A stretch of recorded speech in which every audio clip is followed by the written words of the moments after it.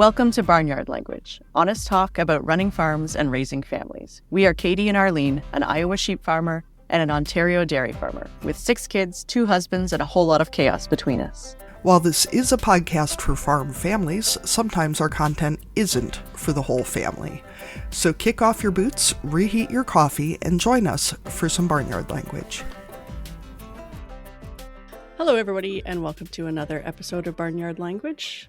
It's June already. I'm not exactly sure how that happened. But Katie, what's happening on the farm? Your kids are done school already. I still have a couple of weeks with the quiet house during the day. Enjoy it while you can.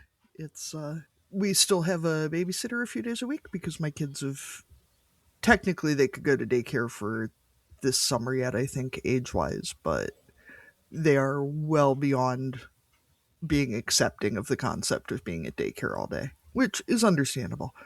So we have a babysitter a few days a week, which is a great break for everyone because the kids have been to the pool 3 times already this season, and I have been to the pool 0 times this season because our 17-year-old babysitter is much more enthusiastic about spending, 5 or 6 hours at a crack at the pool than I am. So there's that. We're recording this on a Friday instead of our normal Monday, so I can tell you that we are hosting a field day for Practical Farmers of Iowa on Sunday, so it'll be over by the time people hear this. But we're having a, as I like to call it, tractor petting zoo.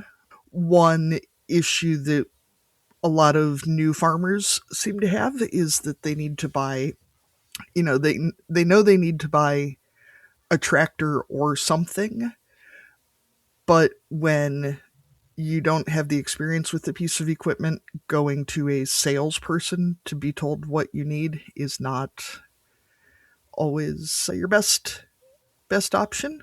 That is a good point. Yeah, salespeople are great for a lot of things, but giving you only what you need is not maybe one of their skills. And one of the biggest things that I've seen, at least, is that people end up with bigger tractors than they need, or they actually needed a skid steer and they end up with a tractor. So we're giving people the opportunity to talk to a tractor salesman who's not selling them anything. Jim was in tractor sales for more than 20 years and is obviously an avid collector. And unlike most working farms, we have a wide variety of tractor sizes and capabilities, Now, that also includes, since I've been to your farm, a wide variety of tractors that aren't currently running, but those are the collection, right? Most of them do run. Just because they're not in daily use does not mean they don't run. Okay, I'm sorry. I shouldn't be questioning Jim's collection. Yeah, don't question the collection, Arlene. We will also be taking a brief overview of equipment safety. Doing this podcast has exposed me to even more horrific ways that people can be injured. So I figured that was a good starting place, as well as basic maintenance and things like that. So is this a field day where you have an idea of how many people are coming, or it could be 5 or 500? They capped it at 20, but we are also serving a potluck afterwards, and there's a shitload of string whipper sniffering, is that what you call it, to be done before then, because the problem with being gone for most of May is that things got even more ahead of me than usual in the landscaping/gardening department this year. So I have a lot of string trimming to do between now and Sunday. But thankfully the weather finally broke, so it is possible to be outside again. So there's that. Other than that, not much going on. Now, last year or 2 years ago, you put in some raised beds. So what's happening in the garden side of things this year? Do you have stuff growing? I do. And even things that I want to have growing. Oh, intentional growing. Yes. Well, in the last several years, I have let some herbs go to seed. So I have a lot of volunteer dill, and I grow a lot of herbs actually for the guinea pigs. So they have fresh breath. Yes. And my office smells amazing because the guinea pigs eat a lot of dill and cilantro and basil. So my office smells nice. And it is much, much less expensive and much easier to grow fresh herbs than it is to purchase them. especially in the quantities of basil, particularly, that they will happily consume. Planted some tomatoes. And yeah, other than that, not a whole hell of a lot going on. That's all right. Tomatoes is a good crop. How are things at your place, Arlene? Well, prom happened. My 18-year-old went to his prom, and actual graduation is in another couple of weeks, but the graduating stuff is happening. We don't really use the same kind of vocabulary as American schools, but they have, I guess, over the last few years started kind of picking up some of the American slang. So today is senior skip day, which means they just go to the beach instead of going to school. So that sounds like a good deal. Although he is very conscientious. He went for first period biology to finish up a lab. So it's not a full skip day, but I'm glad that he is participating in the grad stuff. So that's exciting for him. He also got to pay his first installment of his residence fees. So he's feeling very much like an adult right now, realizing how much money is going to be going out of his bank account that he's been saving up over the last few years. That was all in theory for his education, and now he actually has to spend it on his education. The other exciting news is that my youngest decided to, well, obviously didn't decide to, but he broke his arm at school on Friday of last week. So that means that we're going into summer with potentially a cast. So that's going to be really fun, because we all know that swimming is the best activity to get people out of the house, specifically my kids who, will do their chores, but would rather just stay inside because we do happen to have air conditioning in the farmhouse. So, yeah, I'm not thrilled about that. And we got to spend some quality time together in the ER. It was about 7 hours, I think, by the time we got seen by a doctor. So that was a fun afternoon's activity for us. And then we have a referral to the Children's Hospital because our local ER will set breaks, but then they want specialists to take a look at any kids who happen to fracture anything. So it's a buckle fracture, which I'm told is pretty common in kids and heals pretty quickly. But I'm really hoping we can get something removable, or maybe at least, that could go in water so that our summer's worth of swimming isn't impacted by a trip and fall at school. They were working on trails, which I think is a great activity for kids. There's some bush in behind their school, and so they've been working on clearing trails for the rest of the school, which is super. But then he tripped on a branch. So that ended the day. And his school field trip is also the day that we're going to the Children's Hospital. So we'll have to, make that hospital trip more exciting by stopping for ice cream or something while we're in the big city. He's getting a field trip, just not to anywhere he wanted to go. Yeah, exactly. But the field trip incorporates a bunch of activities that he probably couldn't participate in anyway. So that's okay. And what else is going on? We are milking a few less cows at the moment because we had just a lull in calving for a little bit, and we had some overproduction in the spring. Being on quota means you can only produce a certain amount, and we had gone over credits a little bit in the spring. So right now we're trying to go under our credits a little bit. So that means milking is actually getting done pretty quickly in the morning, which I'm okay with because it gets hot real fast. It's super humid and, being covered in flies and manure and humidity is not my favorite. It's been real soupy here too. And that is a really specific feeling, especially if you're milking or like working hogs or something where manure is also landing on you, because then it doesn't dry and remove itself. It just just coats, stays sticky. We'll call it some kind of a spa treatment or something. You know how Facebook surfaces memories? One of mine popped up the other day from when I was working on a area hog farm, and I had posted about pressure washing hog barns in this sort of weather, and about whether I had maggots in my hair from washing out manure areas. It's like, I don't miss this part of my life. That's a real vibe, and I'm okay with missing it. Yes. All right. Well, why don't we go ahead and introduce our guest for this week's episode? Sounds good. Podcasts are free to listen to, but they aren't free to create. Katie and I would appreciate your support as we work to build the Barnyard Language community. Patreon is an easy way for you to make a contribution that goes directly to making the show. As a member of our Patreon community, you get to watch the video version of our weekly updates, complete with questionable hairstyles and clutter. With 3 levels of support, you can choose a tier that works for you. Keep the podcast going by becoming a patron today at patreon.com/barnyardlanguage. Today, we are excited to be talking to Morgan Tweet, who is joining us from Montana. And Morgan, we always use the same question to start off our interviews. So for farmers, usually they're telling us about things like crops and livestock, but they're also telling us about kids and businesses and all kinds of other stuff. So we're going to ask you our same question as all of our other guests. And we're going to ask, Morgan, what are you growing? Yeah, I love that question. Right now, I'm currently growing our family. We've got a 1-year-old and a 2.5-year-old. So I think they're like to start with that because they're my priority in a lot of ways. We're also growing a business. And then I like to also say we're growing an industry.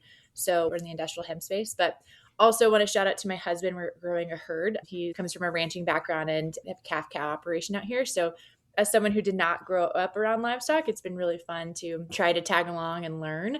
He definitely runs the show out there, and I'm more of just an ornament every now and then, but don't want to dismiss, like we're actively trying to grow our herd, and it's a wonderful lifestyle that I'm really blessed to have our kids be a part of. That is very exciting. So you talked about hemp. Are you actually growing hemp as well, or are you processing hemp? We work with local growers. We're not growers ourselves. And so our business is really growing the business, right? So we are a manufacturer and a primary processor. And so we're contracting the raw material and then converting it into a finished good. And for the cow people, what kinds of cows are we talking about? And I know that acreage is always tricky, but farms in different states and provinces look so different from each other. So can you give us kind of an idea of scale or what your farm physically looks like?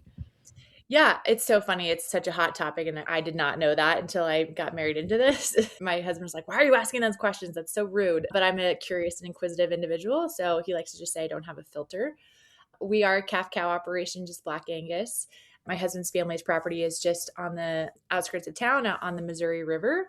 And so it's really cool kind of breaky country, and the Shunkin Creek is running through it. So it's about 1,200 acres. We have a pivot that we put in a couple years ago, mostly just to get our own feedstock available. And so we're actually tilling up right now. We're going to be seeding over the weekend with a cover crop mix. We're going to grow hemp hopefully one day there, but it's a nice river bottom pivot and trying to make ourselves more resilient, and feed is obviously a big deal.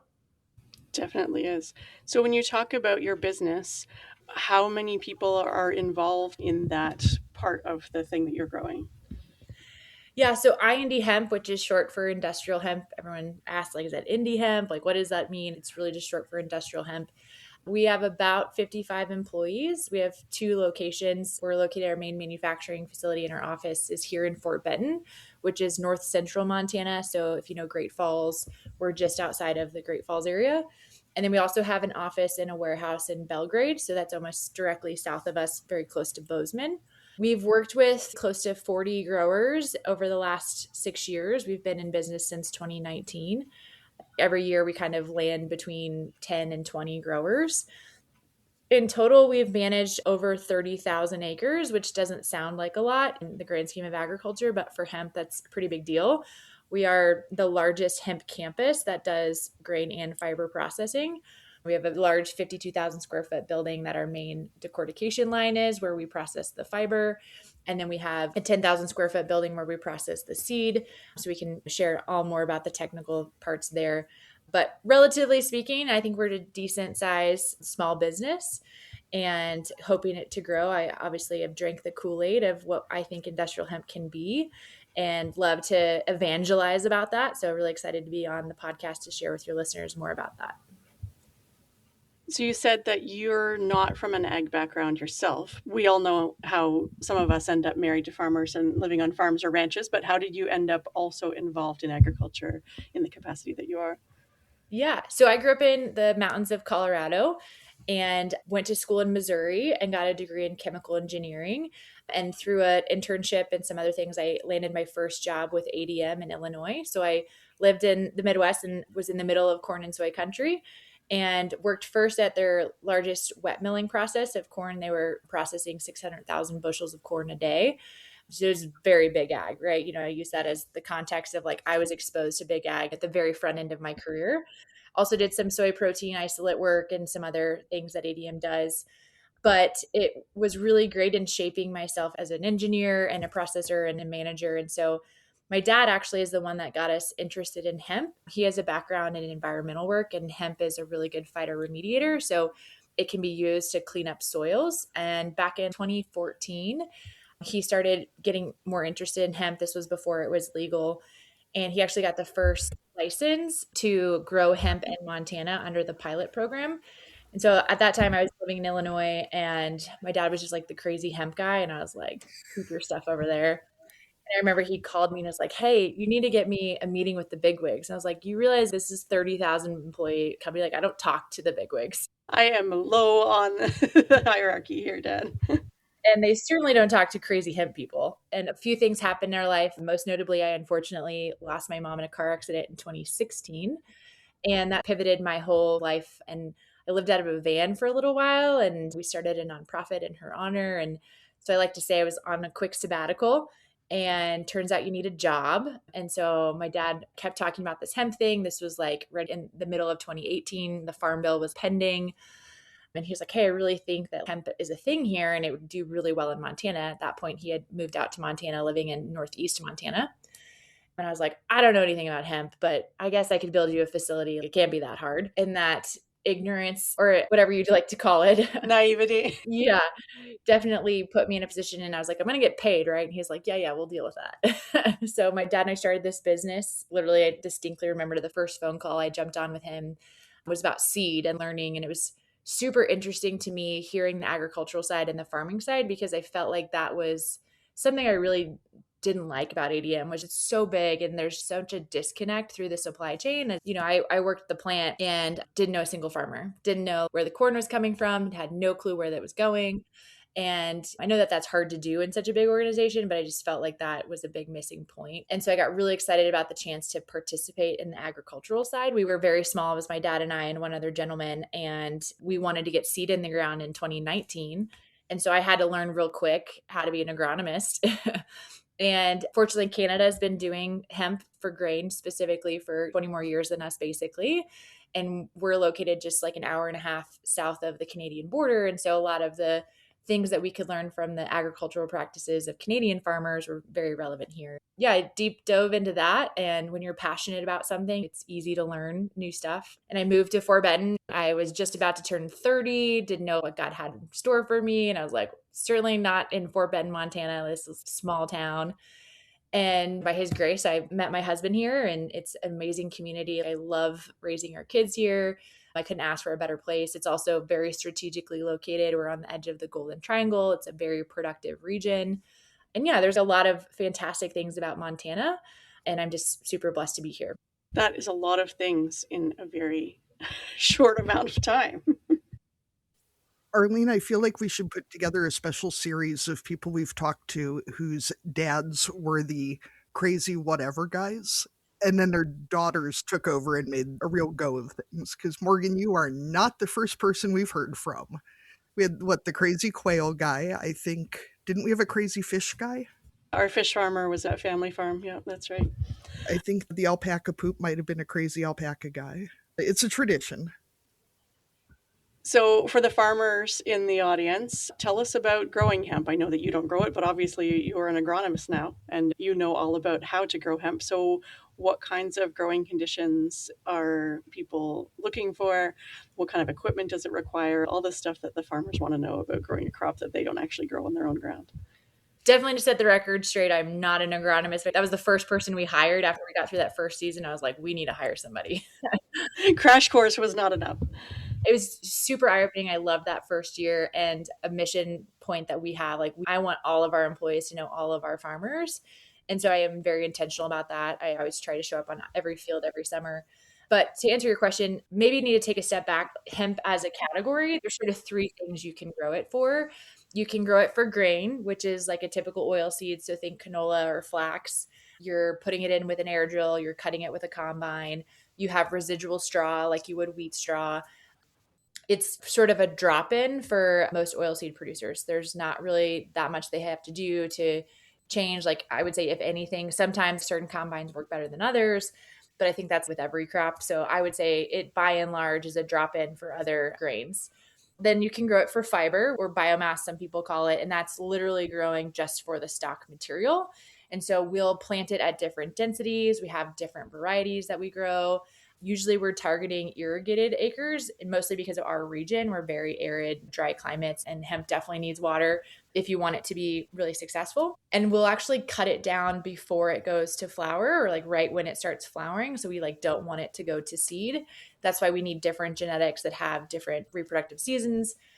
And then the third category that we don't do, but it's very important to distinguish, is floral production. A lot of people associate hemp with cannabinoids. And so that's your CBD. THC is a cannabinoid. And I say floral is because you're extracting those cannabinoids from a thing called terpenes, which are predominantly found on the flower. So from an agronomic perspective, they can be raised in outdoor grow operations and at large scale, but they're going to be much lower plant populations. You want the plants to really bush out, so it looks more like a Christmas tree farm than it does true row agriculture. I think that there might be a scenario in the future, if that business and that sector keeps growing, that you might see it get commoditized and agricultural practices sort of take that over. But right now it's pretty limited.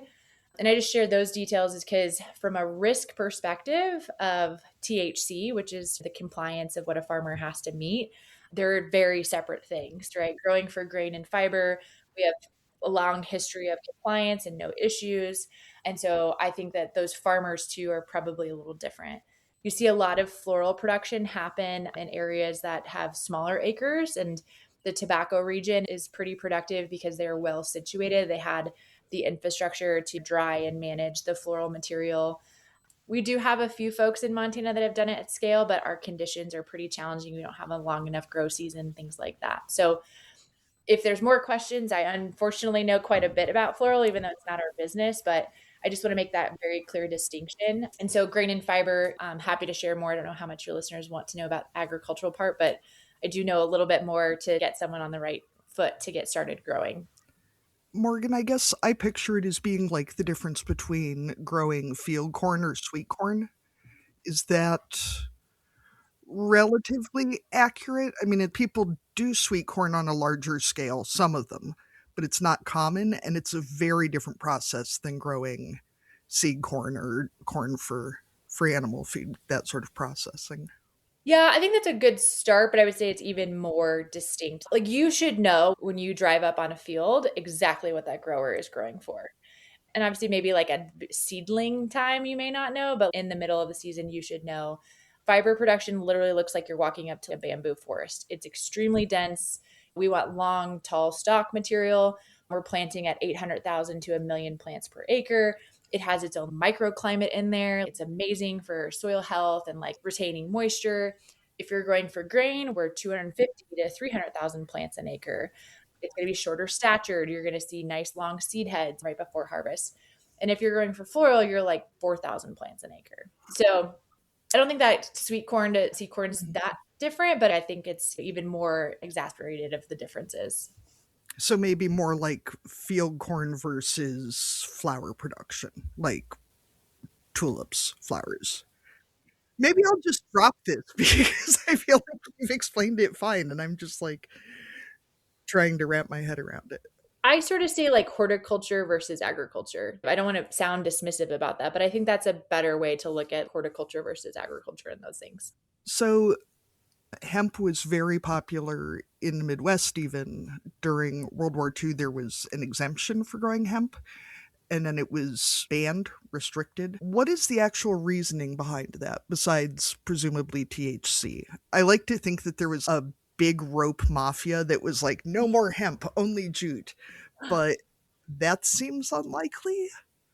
A lot of speculation. There are definitely folks that want to lean into this conspiracy. Instead of the jute mafia, they think it's more of the lumber mafia. And there's definitely something there. Hemp definitely competes with wood in a lot of categories. Pulp was probably the biggest at the time. They also think the textile and the cotton industry, they didn't want to see hemp in clothing and stuff. So it did get categorized as marijuana, right? They didn't have the sensitivity to understand cannabinoids. That certainly wasn't in people's vocabulary in the 30s. And so when the Marijuana Tax Act came out, it all just grouped everything together. And I just don't think there was enough advocates that were saying this is something we need access to. And after the war was done and people didn't see a need for that, and that there wasn't like an industrial push because they had lumber, because they had cotton, I think it just kind of quietly sunk back into prohibition. There definitely have been advocates for a long time. And I want to say, standing on the shoulders of giants here, I cannot take credit for getting it into the 2014 or the 2018 Farm Bill. That took a lot of people to make that distinction and to recognize the agricultural and economic impact that industrial hemp could have. Unfortunately, and whether or not we want to talk about it, I would say since the 2018 Farm Bill, we've been challenged, and I certainly have had a good pulse on what's been going on in that cycle. But all that we're dealing with today in cannabinoids, and it was nowhere near the understanding when it first got into prohibition, one of those things. So if you want to go down the conspiracy theory there, I think there's something there, and I'm happy to play into that.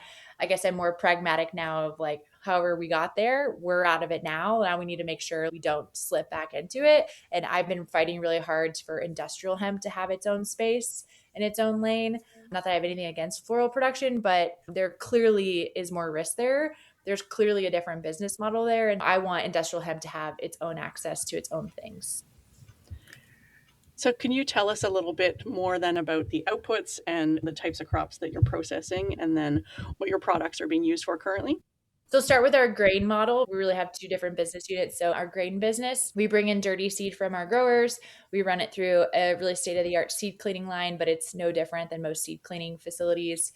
And then we basically have two processes. We can either crush the seed in a cold press expeller for oil and protein, or we can remove the shell through a hulling line where we're removing the outside shell, like a sunflower, and then the inside is a hemp heart. A lot of people are very familiar with hemp hearts. It's been on grocery stores for a long time. It's definitely the most easy to interact with. It's the only thing on my Amazon subscriptions is hemp hearts. It's super nutritious. It has a very unique nutritional profile, from its amino acids to its essential fatty acids. So we're servicing food and feed markets, a little bit into industrial and cosmetics as well. But those are basically the constituents. We're predominantly selling B2B. And so we're selling out bulk super sacks of protein or hearts or hulls and 55-gallon drums of oil and that sort of thing. And then in our fiber business, we take in either the residual straw from the grain producers or that purpose-grown fiber, and we bring it into our plant. We call it decortication, which is the process of literally separating the outer bast fiber, which is the long stringy stuff that people think of the rope, from the inner woody core, which we call hurd, Hurd. And those are the two main products we're going after. We do have some co-products that end up coming out in the mix, some fines, some dust, things like that. Predominantly, our hurd is being sold as animal bedding. It's more absorptive than wood shavings, and it can absorb about 4 times its weight. So it's actually a very effective material. It also does a better job of capturing ammonia. So that's why we see bedding as such an exciting and promising opportunity.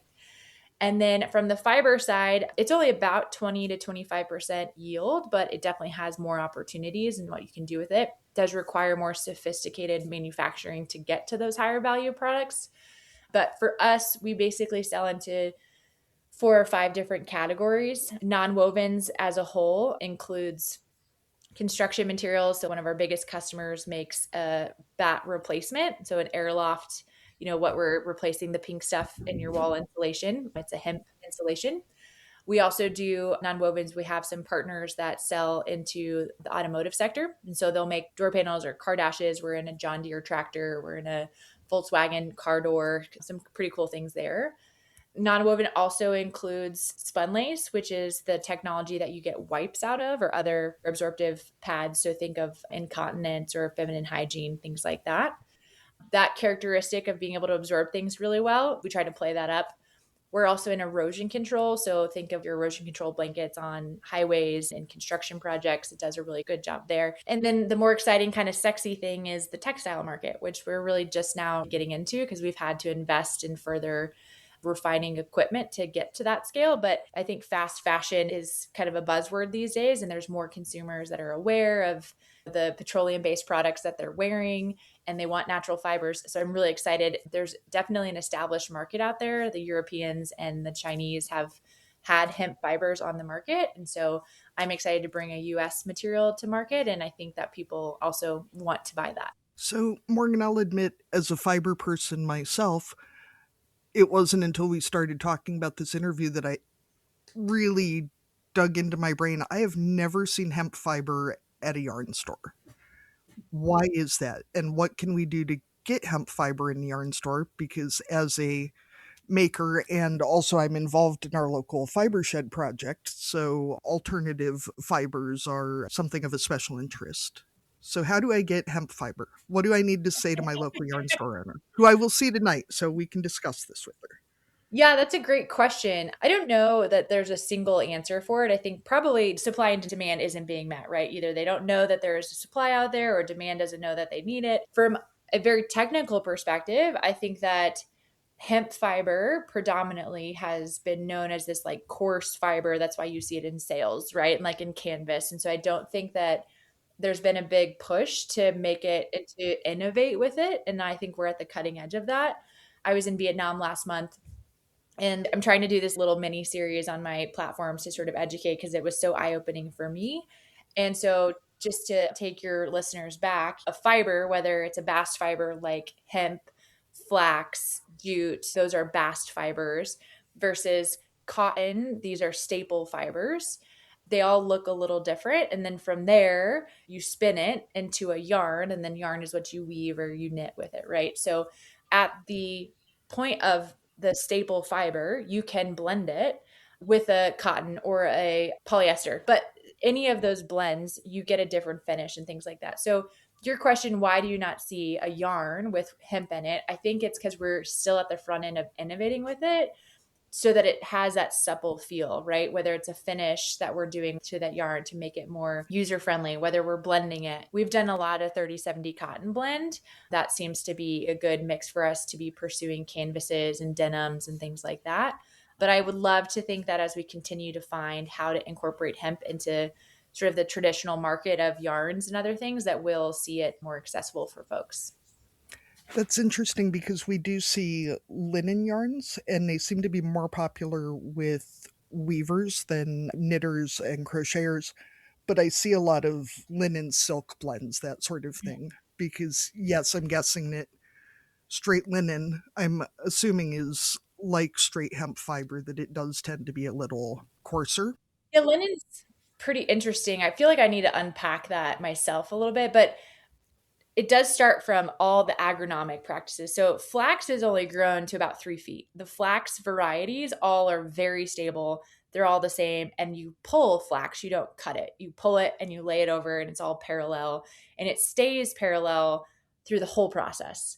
And that's super important, because scutching lines, they want to keep the length of fiber as long as they can for as long as they can. And that's why linen can be 100% linen. They can keep the fiber so long that you can spin with it and you can make a garment 100% linen. Hemp, we don't do that, right? We have 12-foot tall plants. And when we cut it down, it turns into this mouse nest, right? Like it's completely intertwined. We rake it, we flip it. So by the time it gets into the bale and then into our facility, there's no way I could keep parallel paths. And there have been companies in Europe that are investigating growing hemp more like flax and then running it through a true scutching line to try to maintain those parallel fibers, because when you keep fibers parallel like that, it increases their strength. And so for certain applications, that's really important. But I think at scale right now, because of decortication process and other things, we can't play in that category, in that arena. And that's why we see blends as being so successful, is because I don't necessarily have to be the 8 to 12 inches that linen is to go into those applications. I can be the 1.75 to 3 inches, which is more in line with cotton, right? Cotton looks the same length all the time. And so I think hemp and flax absolutely have very similar attributes, and they're sort of in the same category as bast fibers. But because of that very critical agronomic and then processing differences, we're not going to be able to be compared in a finished product. I find this absolutely fascinating and would happily talk about this for another 3 hours, but I'm guessing we should probably move on from that. So why don't we talk about the wonders of hemp when it comes to consuming it? Either humans obviously are eating hemp for a variety of reasons, and is it in our animal feed as well, or should it be? Yeah, animal feed's like a personal pet project for me. I've been working with the Hemp Feed Coalition. It's a nonprofit for about 6 years now. And Canada and the US have pretty similar animal feed pathways. There's a little nuances there, but we both have been restricted to incorporate hemp as a feedstuff because two things mainly. Your animals don't have a choice in what they eat, right? You're putting a bag of feed in their trough and they're eating it or they're not. And then they're usually eating the same thing their whole life, right? There's very little change in what they're getting. And so that's different from the diet that you and I consume. And so FDA in the US here is very concerned about what you're feeding animals. And then they obviously have an inherent concern about whatever is transferring into the animal itself. So in most feeds, they're looking at these normal contaminants like mercury and lead and arsenic, right? And making sure you understand those thresholds. Enter hemp, and we have this new compound called cannabinoids, and they don't know what to do with them. And so they call them a contaminant, even though they're natural compounds that are in the plant. They're actually very healthy for the plant to be more pest resistant and just the resilience of the plant itself. We've obviously seen the market take cannabinoids and do their own things with it, whether it's therapeutics or recreation. And so cannabinoids are like a conundrum for FDA. So the Hemp Feed Coalition is a nonprofit that's only goal is to get feed applications approved. And so we followed the traditional route of working with AFCO, which is the American Association of Feed Control Officials. And you have to basically prove that whatever ingredient you're trying to get approved is safe, it's efficacious, and you understand what the limit is. And so it took us about 5 years and about $500,000 to do that. And we did it for one ingredient and one species. So it's a very arduous process, but we're super proud of that work and we're continuing it. That first application was hemp seed meal, which is the byproduct when you crush the seed and you get the oil. You have that meal protein, which like flax meal, canola meal, soy meal, right? People are very familiar with what meal is and how it's in our feedstock. And then we did it for laying hens, which is another thing. Like you can't just say chickens. You have to say, is this a broiler? Is this a laying hen?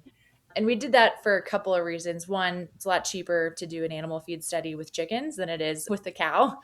But two, the nutritional attributes that are really interesting about hemp and hemp seed meal, we actually see a value to the egg market. So one of the things that I talked about is hemp as a category, hemp as a grain has a very unique omega profile. And so our fatty acids are going to be unique and they're actually optimum to what our body absorbs. And so like you've heard the hot topic of like omega-3, omega-6, omega-9, and everyone's like, I don't know what I'm doing. I'm just going to take fish oil. I think that's a great strategy if you don't know what you're doing, but I think there's more sophisticated ways to attack our nutritional deficiencies. And one of them is eating enriched eggs. And so the study that we did showed that optimum ratio of omega-3 to 6 in the meal translated into the egg itself. And so you have this enriched egg. There's some other benefits, higher lutein content and a couple other things. And so that's really cool to do. The market is still understanding it. The reality is like there's not enough meal on the market today to service a Tyson or some of these big companies that are coming out. But it's really promising to me as we see interest grow that we're finding those market spaces where we're actually adding a value, right? If you're going to try to replace an incumbent material, you better do something. You better either be cheaper, more confidence in supply chain, or you better bring a value proposition. And so that's been part of this whole process is figuring out where hemp has a value proposition. So, Morgan, with the laying hens, do you see the same potential for off flavors from hemp that you do from soybean meal? As someone who finds just the concept of fishy tasting eggs to be absolutely horrifying. Well, the good thing is we don't have the fishy taste, right? Even though we're sort of positioning ourselves as an alternative to fish oil, we don't have that. So that is one of the marketing things I think you'll see companies come out as like the whole overfishing, how we get our omega-3s, like in those fish oils, like it is a disturbing process. And you could spend a lot of time going down that rabbit hole, right, of fisheries and what they're eating and all of these things. But back to your question of, are you seeing any change in flavor profile to the eggs themselves? No, I don't think you are. We've invested to do our own full feed product. And to be clear, you can only include up to 20% hemp seed meal in the diet. That was where we started to see the intake take a turn. So really, like, the hemp seed meal isn't the predominant ingredient in a finished feed product. It's probably number 2 or number 3 on the feed list. So haven't heard yet, but definitely will keep a look at it. I think because of that omega profile, it's a more volatile meal, meaning it doesn't have as long a shelf life. It's very similar to flax. Flax is probably the worst in sort of stability, and that's because of that fatty acid profile. And so you will see, if you get a meal that's past its shelf life and you start to see rancidity, you might have some off flavorings due to that, but that's due to its shelf life, not because of the meal itself. My background is actually in restaurants, Morgan, before I started farming, so I am here for rancid oils and off flavors. And yeah, that sounds really bad that I'm like, talk to me about rancid oils.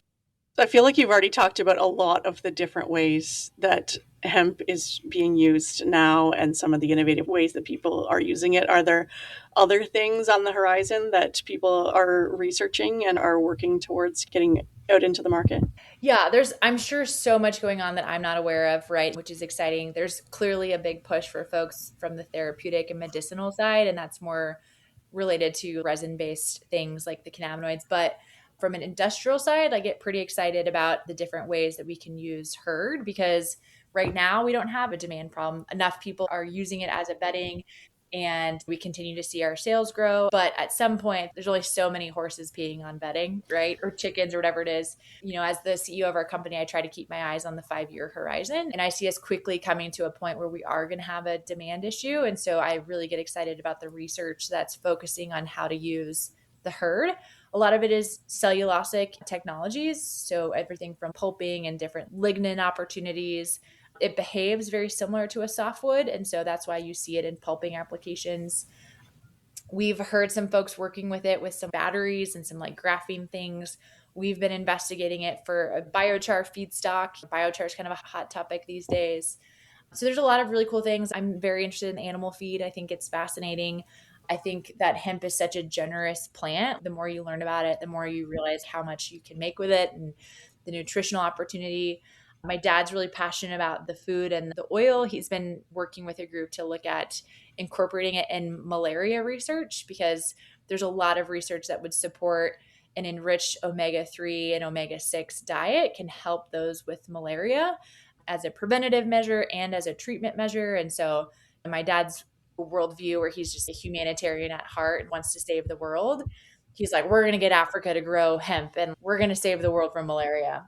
So there's a lot of things that I think we can get there. I feel very blessed that I'm a part of this story, because I feel like it's a once in a generation thing. It's not very often that you get to see a commodity resurrected and coming back, and then something that also has so much applicability in the spectrum of things it can do. I'm just in awe that we get to be a part of that. We're in this moment of history to do that. How do we improve farmer adoption? I feel like it seems like one of the benefits of hemp over something like cotton maybe is that it can be grown in a much wider area. If we can grow hemp in Iowa and we can grow hemp in Montana, and we can't grow cotton in either of those places, right? How do we convince people to start using it? Where would it fit in? On our farm, we grow a corn, bean, small grain hay rotation. So if you were going to sell our farm on growing hemp, where would we be in that? Yeah, so I'll answer that question maybe in a second. The first one was, how do we get to a farmer adoption? And I think originally I may have thought, man, it's going to be a real challenge to figure out how to grow this. Turns out farmers are so innovative and they figure it out quick. They are the smartest people, I am convinced. And I think it's because they have a lot on the line. There's a lot at risk, and there's very little that they can control. So what they can, they are very diligent to make good decisions and to learn really quickly. So I don't think that the industry as a whole is held back by farmers. The market right now is probably the bottleneck. There's not enough offtakes and demand that's really requiring more infrastructure to process more hemp. And we're actively trying to do that. It's not just me, there's a dozen other companies that we're all trying to make this more accessible, to give them confidence that they can start using this as a material and as a feed ingredient, as this chicken or egg, like back and forth and back and forth. But the focus and energy to grow the industry, I do think needs to remain downstream for a while, albeit I think we should continue to understand and get research, right? Get these land grant universities and others to be incorporating hemp, both for grain and for fiber, into those regions, because it is amazing. North to south, east to west, I feel like I have not found a spot where hemp cannot grow yet. Obviously, getting the right economics and the tonnage and yield off of it and all those things, we got to optimize for where hemp will grow. But I think it's almost going to be exclusively determined by where processing infrastructure sets up.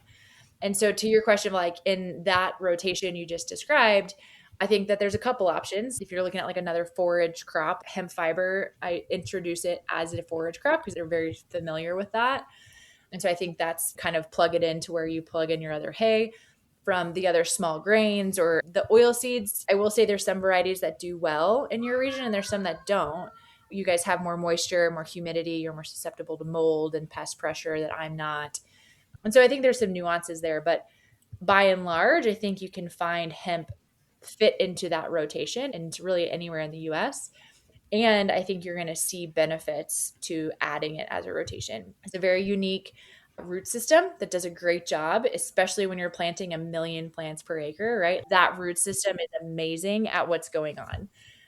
A lot of the other things, it does kind of intimidate farmers because it's a very green crop. And so they're instantly like, oh God, there goes all my nitrogen. But because of how we harvest and we let the crop sit in the soil and it goes through this process called rutting and basically starts to break down. And so 80% of the nutrients that were in the plant return to the soil. You see so many of these great benefits that farmers are seeing from incorporating hemp.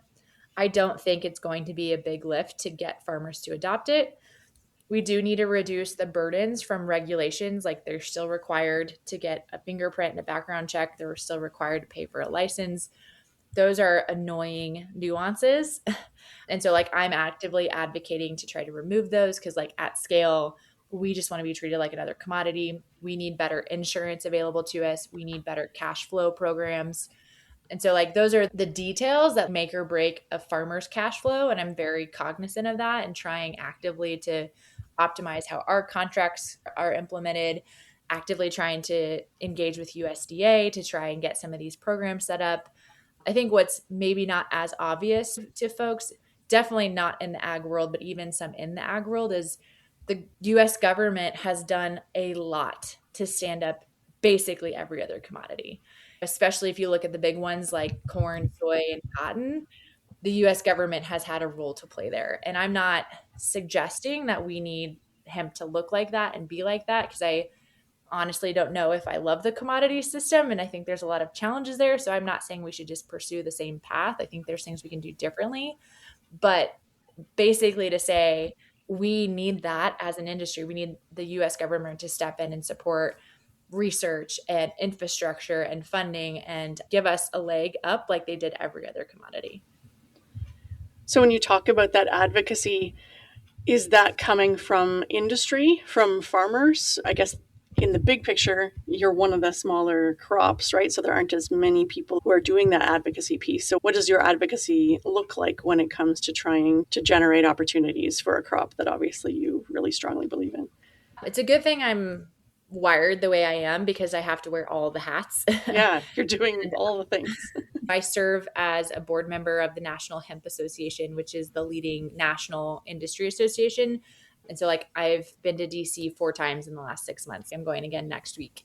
I'm also the executive director of the Hemp Feed Coalition. And to your point, I don't expect my farmers to be those advocates because I'm a tenth of their operation, right? If that.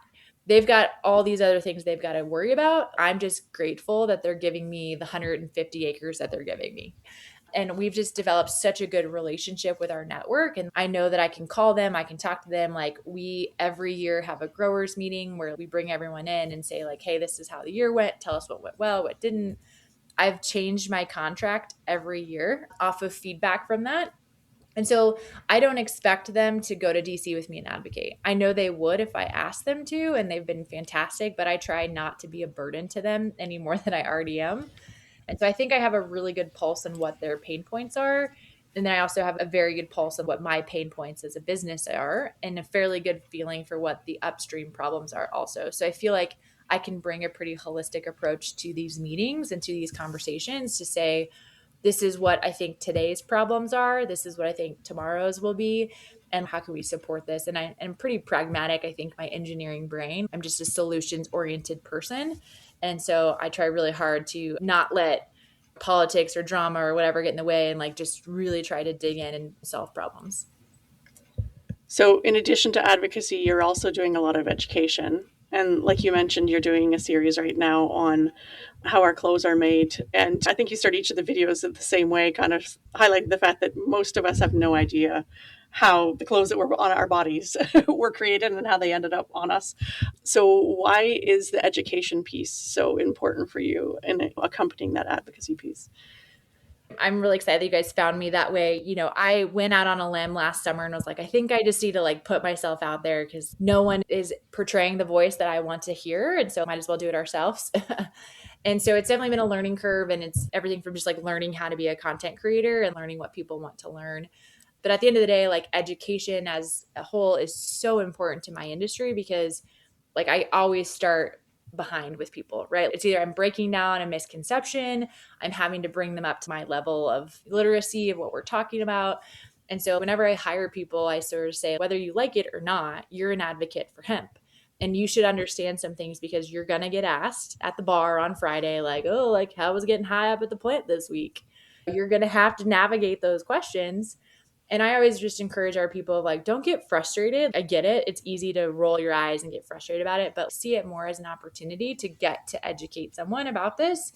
And that grassroots efforts will pay off, but we just need to stay positive and excited, encouraging. I think this is a passion of mine. And I think that a lot of people find that they're also passionate about something. And it just so happens that hemp can talk to that. And so that's what I think is so amazing about our plant, right? It crosses so many spectrums. So if you want to solve malaria, like we got a thing for that. If you want to change polyester to natural fibers, like we got a thing for that.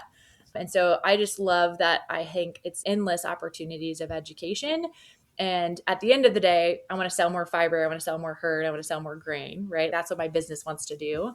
And I think that it may not be a direct correlation, but I do think more people and the general consumers know and understand hemp will start to look for it, will start to want to buy it, will start to ask for it. No slight to the Canadian market by any means. They've definitely given us a huge leg up. But from the time Canada started growing food and hemp hearts and whatnot to today, we've only seen market share adoption of hemp foods grow 1%. So if I could just get 3%, like if we go from 2% adoption up to 5% adoption, that's a huge growth curve that our industry could service. This is a bit of a long game we're playing here, but I feel like it's really important and I don't really see any other way. And right now the people interact and consume information on their phone and through these platforms. And so I guess I'm going to keep trying to show up and make hopefully entertaining and useful information available to folks. We often ask our guests to reflect on when they first became parents. And what comes to mind for you when you think about that time in your life and what that first step into that transition was like, knowing especially that your kids are younger and it is perhaps somewhat fresher in your mind and more realistic than for those of us who've had a while?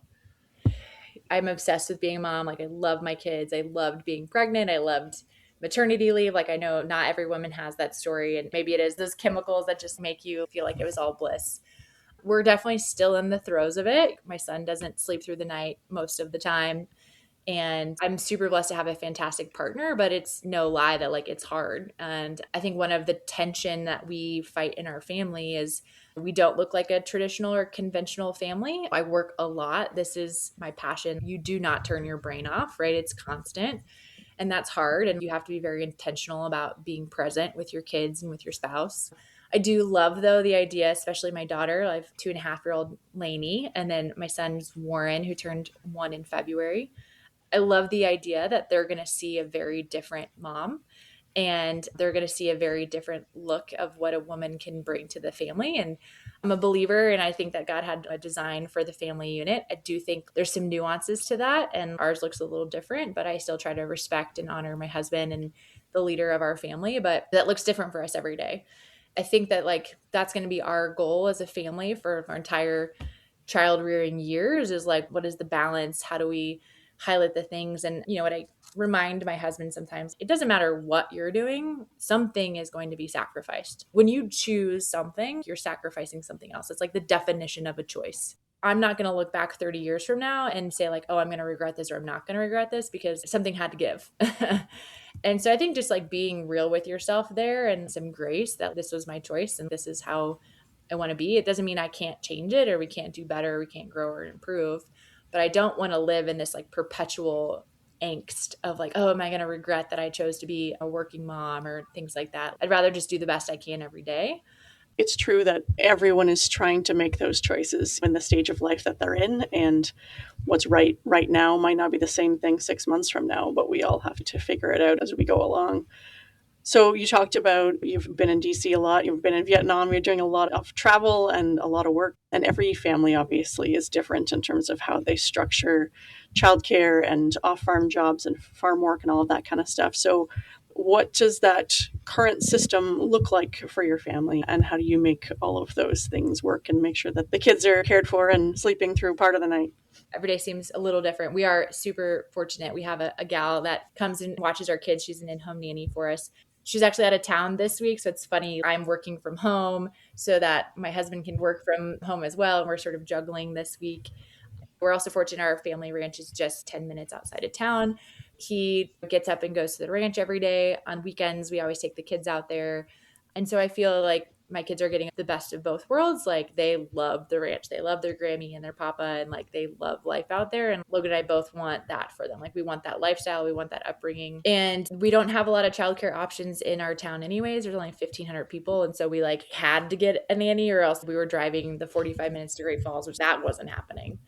It's been really great for us. I know that it's different. My kids aren't getting a lot of interaction or social with other kids, but they sleep in their own crib, 2-hour naps twice a day. At least the younger one does. And they're very safe. I can come home for lunch and see them. We both try and see them intermittently through the day. And it's unique. And like, I feel blessed that we have that ability to give them that. I think as they get older, they'll spend more time at the ranch, which I'm really excited about. They do chores with dad now anyways. Like Lainey loves feeding the cows and getting the eggs with my mother-in-law, all the things. So it'll bob and weave. And I'm sure like when school comes around too, you know, that'll look different. But that's what it looks like today. So what's your favorite thing about raising kids on the farm and with that connection to ag? As someone who, like I said earlier, didn't grow up in that, I think it's so unique. And I think I have a pretty good work ethic, but my husband's work ethic is bar none. It's amazing. And he would tell you it's absolutely because how he was raised. Chores weren't a thing. It was just lifestyle, right? Like that nuance, like animals have to eat and they have to have water and you have to care for them. And in the middle of winter, when you're calving, you do those things. I love that those things are rooted in such real things, like life or death situations, that the gravity of your choices are just so present and in front of you. I love that my kids will have access to that. It might sound a little gloomy thinking of that, but we lost a calf a week or two ago, and it was something we couldn't prevent or all the things, but like Lainey had to experience that. And so I just think in our world where it seems like people are getting softer and softer and they're less and less aware of their food system and where things come from or how things are made. Like they're so out of touch with manufacturing, and people work 24/7 jobs. There's manufacturing most of the time is that, like they don't get weekends off. I just think that level of realness is so important and so valuable. And I just think will make them such better, well-rounded human beings. So yeah, I'm just really excited to see what they grow up into be. We usually ask our parent guests about their current biggest parenting struggle, because everyone has got, well, usually numerous parenting struggles, but sharing them with each other feels like it makes them feel a little bit less difficult, and it just being honest about what's hard in our lives these days. So what is your biggest parenting struggle at the moment? Yeah, you'll giggle. This is probably sounds ridiculous, but my kid is so big. I just want him to walk because I'm so sick of carrying him. He's already over 30 pounds. He weighs more than his sister, and he's just rock solid. There's just no other way. And so he's kind of standing up. He's definitely like a quick crawler, but I'm just like, bro, let's go. I cannot carry you up these stairs anymore. So If we could move that along, that would be great. My back and arms would be very thankful. Give mom's back a break. What's a piece of parenting advice that you would want to share with another farm parent? I heard it from somebody else. I think every farm and ranch family gets asked this question at one point, right? And we're years away from this, but do you want your kid to come back and take over the farm or take over the ranch or something like that? And that is such a hard thing, right? Like estate planning and family succession. This was new to me, but like I'm so aware of it now and so sympathetic to that. And so I think I heard one of our farmers say, he's like, you know what? I just want the option for them to come back to be there. I don't want to push it on them. I don't want them to feel like they have to do that, but like I want it to be in a condition and in a space that if they want to come back, they can.